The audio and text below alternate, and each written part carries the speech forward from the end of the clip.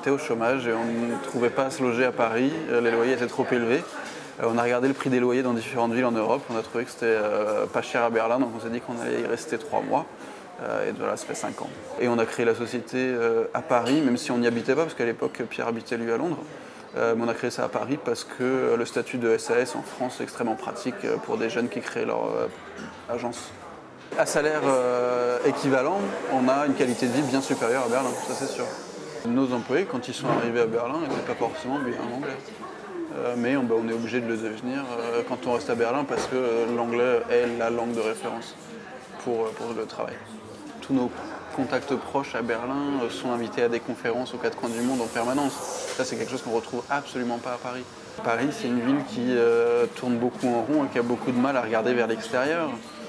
Et donc même s'il y a énormément de choses qui se passent dans la scène start-up, où on a des investisseurs qui sont là, on a plein d'ingénieurs, même sur notre niche de l'information en ligne, il y a une dizaine de start-up sur l'actu qui se sont créées. Mais vu que c'est un système qui tourne en rond, ces start-up vont pas à l'étranger pour voir ce qui se passe ailleurs, donc elles refont des erreurs qui ont été faites il y a 3 ans en Allemagne ou en Italie.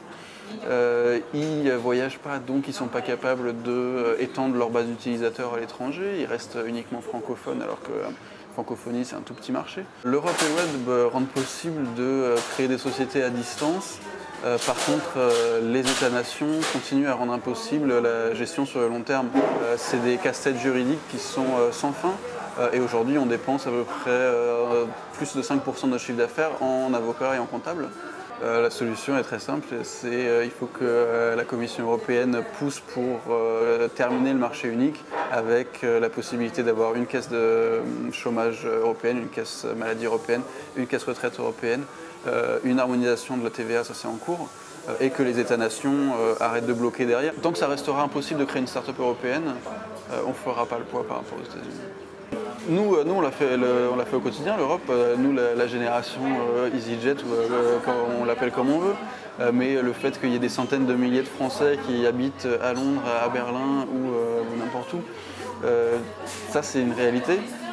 Si le législateur ne s'active pas pour faire en sorte que toute cette génération hyper internationale puisse faire avoir une vie décente européenne, qu'on ne se retrouve pas dans 20 ans à se voir dire que nos points retraite qu'on a cumulés en Allemagne ne sont pas valides, par exemple. Tant que le législateur ne s'active pas, tout le travail qu'on fait, tous les réseaux qu'on tisse risquent fort de servir à rien, parce que au prochain repli nationaliste, tous nos efforts seront à mettre à la poubelle.